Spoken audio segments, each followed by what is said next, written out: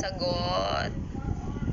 Meron kasing isang vlogger, may vlogger na nagpuputak daw sa social media kanina. Kasi busy ako kaya hindi ako makasagot agad. At nag-live pa daw yung vlogger na yun. Okay, eto lang masabi ko at this point. Ang dami ko nang isipin para isipin pa to. Okay? Una sa lahat, kalalaki mong tao para magpuputak ka ng ganyan.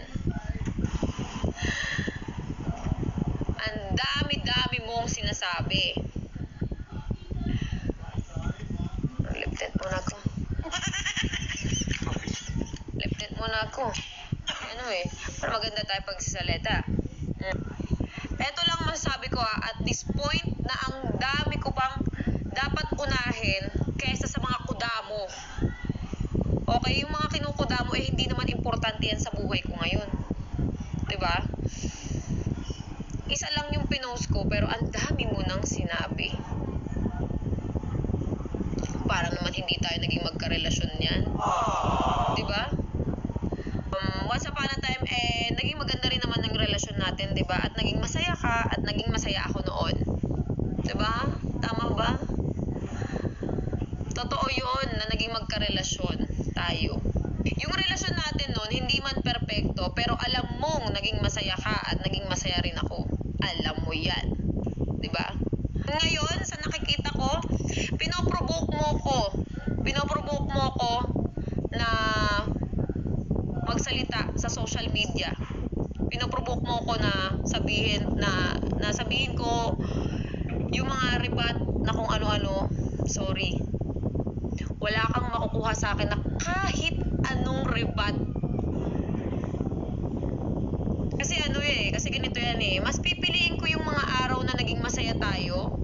Mas pipiliin ko yung mga araw na naging masaya tayo, yung mga alaala na masaya tayo, kaysa dun sa mga pangit. Gets mo? Kasi ako yung tunay na nagmahal. Yun yung tunay na pagmamahal. Tsaka ayoko na masyado magsalita kasi busy rin ako sa buhay ko ngayon. Tsaka masaya ako sa buhay ko ngayon.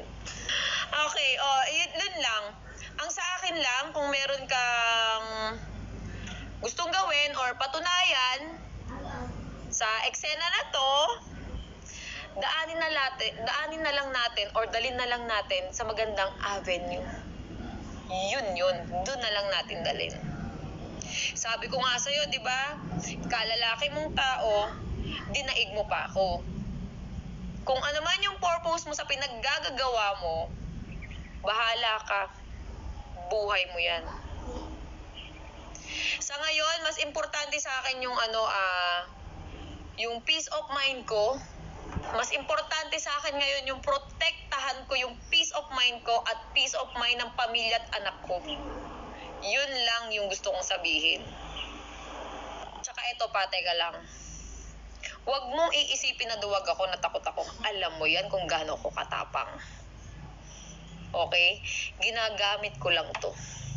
Wala kang maririnig sa akin. Daanin natin yan sa tamang lugar. Okay? Ngayon, kung gusto mong magdadakdak dyan, magkukuda ka, kung anong paninirang sasabihin mo, well, bahala ka. Buhay mo yan. Kung dyan ka masaya sa nakakasira ka ng tao, go. Buhay mo yan. Ako kasi, pinalaki ako ng magulang ko na para hindi manira ng ibang tao. Na hindi para magpabagsak ng tao. Ganon ako pinalaki ng magulang ko. Okay? Ngayon, kung gusto mo akong sirain mo ng sirain hanggat gusto mo. Bahala ka sa buhay mo.